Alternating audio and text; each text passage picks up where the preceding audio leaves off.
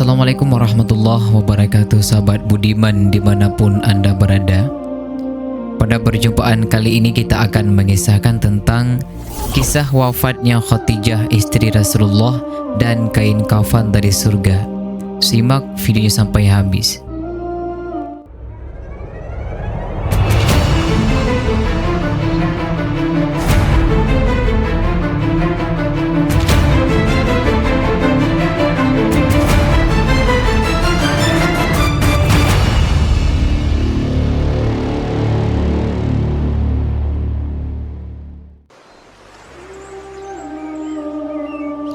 Teman-temanku seiman yang dirahmati Allah, Siti Khadijah merupakan istri pertama Rasulullah SAW yang turut merasakan dan menyaksikan suka duka dakwah beliau. Ia wafat lebih dulu dari Nabi SAW, yaitu di usia sekitar 65 tahun. Dikisahkan dalam buku Nilai-nilai Pendidikan Islam dalam kisah istri-istri Nabi Muhammad SAW, yaitu Siti Khadijah dan Aisyah radhiyallahu an, karya Herwanti Subekti. Khadijah terkenal akan kesetiaan dan kerelaannya dalam mengorbankan harta yang dimilikinya untuk membela agama Islam. Kesetiaan dan pengorbanan Khadijah ini diuji oleh Allah Subhanahu wa taala dengan pemboikotan atas Bani Hashim dan Bani Abdul Muttalib oleh penduduk kafir Makkah ataupun kaum Quraisy. Pemboikotan tersebut, sahabat budiman, tidak hanya dilakukan dalam waktu sehari, seminggu ataupun sebulan, melainkan hingga 3 tahun lamanya. Sampai pada akhirnya, sahabat budiman, Rasulullah SAW membawa kabar gembira bahwa rayap telah memakan naskah kesepakatan kaum Quraisy yang tergantung di Ka'bah. Naskah tersebut hanya tersisa tulisan Bismika Allahumma. Mendengar kabar gembira tersebut, sahabat budiman, akhirnya keluarga besar yang telah diasingkan selama 3 tahun bisa kembali ke rumah mereka masing-masing dengan kepala yang tegak. Para kaum muslimin tak henti-hentinya memanggil dan memanjatkan syukur kepada Allah Subhanahu wa taala. Nah, sahabat budiman, dari sinilah setelah pemboikotan tersebut selesai, Khadijah menghembuskan nafas terakhirnya pada usia 65 tahun. Pada saat itu Nabi Muhammad SAW berusia 50 tahun.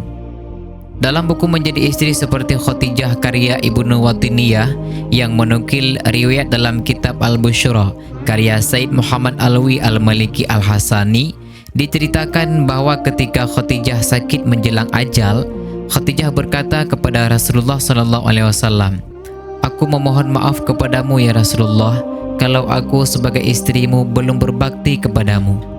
Kemudian Rasulullah SAW menjawab, "Jauh dari itu ya Khadijah, engkau telah mendukung dakwah Islam sepenuhnya." Kemudian sahabat budiman, Khadijah memanggil putrinya yaitu Fatimah Az-Zahra dan berbisik kepada Fatimah, "Wahai Fatimah putriku, aku yakin ajalku segera tiba. Yang kutakutkan adalah siksa kubur. Tolong mintakan kepada ayahmu. Aku malu dan takut memintanya sendiri agar beliau memberikan sorbannya yang biasa untuk menerima wahyu agar dijadikan kain kafanku." Kemudian sahabat budiman, mendengar itu Rasulullah SAW berkata, "Wahai Khadijah, Allah Subhanahu wa taala telah menitipkan salam kepadamu dan telah dipersiapkan untukmu yaitu tempat di surga."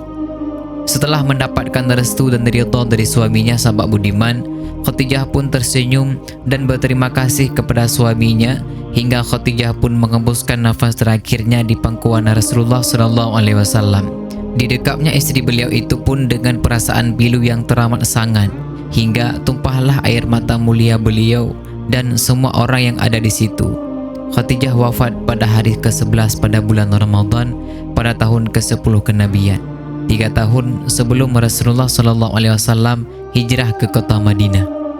Peristiwa wafatnya Khadijah sangatlah menusuk hati Rasulullah SAW karena 2 orang yang dicintainya, yaitu istrinya Siti Khadijah dan pamannya Abu Talib, telah wafat. Hingga akhirnya sahabat budiman, tahun itu disebut sebagai Amul Huzni ataupun tahun kesedihan dalam kehidupan Rasulullah SAW. Tak berselang lama setelah wafatnya Khadijah, sahabat budiman, malaikat Jibril turun dari langit dengan mengucapkan salam dan membawa 5 kain kafan. Rasulullah Shallallahu Alaihi Wasallam pun menjawab salam Jibril dan kemudian bertanya, "Wahai Jibril, untuk siapa sajakah kain kafan itu ya Jibril?" "Ya Rasulullah, sesungguhnya kain kafan ini untuk Khadijah, untuk engkau ya Rasulullah, untuk Fatimah, untuk Ali dan Hasan," jawab malaikat Jibril. Kemudian sahabat budiman, malaikat Jibril berhenti berkata dan kemudian juga ikut menangis. Tiba-tiba sahabat budiman melihat malaikat Jibril menangis. Rasulullah Shallallahu Alaihi Wasallam pun bertanya, "Wahai malaikat Jibril, kenapa engkau menangis?" Malaikat Jibril menjawab, "Ya Rasulullah, cucumu yang satu, Husain, tidak memiliki kafan. Dia akan dibantai dan tergeletak tanpa kafan dan tak dimandikan," sahut malaikat Jibril. Akhirnya sahabat budiman menyimak kata-kata terakhir ucapan Jibril tersebut. Kesedihan Rasulullah SAW semakin bertambah hingga Rasulullah SAW pun kembali memandang wajah istri tercintanya. Khadijah yang telah mengembuskan nafas terakhirnya secara penuh cinta dan kasih sayang, dengan sepenuh hati seraya mengatakan, "Wahai Khadijah, istriku tersayang, demi Allah, aku tak akan pernah mendapatkan istri sepertimu. Pengabdianmu kepada Islam dan diriku sungguh luar biasa. Allah Maha mengetahui semua amalmu. Semua hartamu kau hibahkan untuk Islam. Kaum muslimin pun ikut menikmatinya. Semua pakaian kaum muslimin dan pakaianku ini juga darimu. Namun begitu, mengapa permohonan terakhirmu kepadaku hanyalah selembar sorban saja?" Nah sahabat budiman yang dirahmati Allah, sebagaimana yang diketahui bahwa 2/3 kekayaan kota Makkah adalah milik Khadijah, namun ia serahkan untuk perjuangan agama Islam. Bahkan sahabat budiman, ketika wafat tidak ada kain kafan yang bisa digunakan untuk menutupi jasad Khadijah. Pakaian yang ia kenakan ialah pakaian yang sangat kumuh dengan 83 tambalan. Di antaranya adalah dengan kulit kayu. Sungguh mulia Khadijah, sosok istri yang dicintai oleh Rasulullah Sallallahu Alaihi Wasallam hingga wafatnya memberikan duka yang sangat mendalam. Sahabat budiman yang dirahmati Allah, istri Nabi Sallallahu Alaihi Wasallam yaitu Siti Khadijah wafat pada tahun ke-10 kenabian di kota Makkah dalam usia 65 tahun. Jenazahnya kemudian dimakamkan di Jannatul Ma'la ataupun yang dikenal dengan sebutan pemakaman Ma'la. Hanya saja sahabat budiman, letak makam Sayyidah Khadijah tidak diketahui persis di pemakaman yang terletak di wilayah Sulaimaniyah tersebut. Namun dipercaya letak makam istri pertama Nabi tersebut ada di undukan paling atas pemakaman, yaitu berlokasi di Jabal As-Sayyidah di perkampungan Al-Hujun, terbentang pemakaman Ma'la yang berunda. Bila kita datang dari Masjidil Haram, lurus dari Babul Marwa menuju Shib Amir untuk kemudian sampai di Ma'la. Terbentang luas, pemakaman ini dilalui jalan besar menuju Sulaimaniyah. Untuk mengakses sisi kiri dan kanan komplek pemakaman ini ada jalan bawah tanah ataupun underpass bagi peziarah. Pemakaman tertua di Makkah ini diketahui menyemayamkan banyak kerabat Rasul. Bahkan disebutkan sahabat budiman, Ma'la sudah ada sebelum Rasulullah Sallallahu Alaihi Wasallam lahir. Konsultan Ibadah Dakar Makkah yang juga dosen pasca sarjana UIN Syarif Hidayatullah Muhammad Adnan menjelaskan, terkait pemakaman Ma'la tidak banyak yang bisa ditelusuri siapa saja yang dimakamkan di sana. Jika tak melihat catatan dan arsip, akan sulit menelaah setiap jenazah yang dimakamkan karena tidak ada nisan terpasang. Seluruh makam hanya ditandai dengan batu sebagai penanda, dan ini berlaku di seluruh lokasi makam.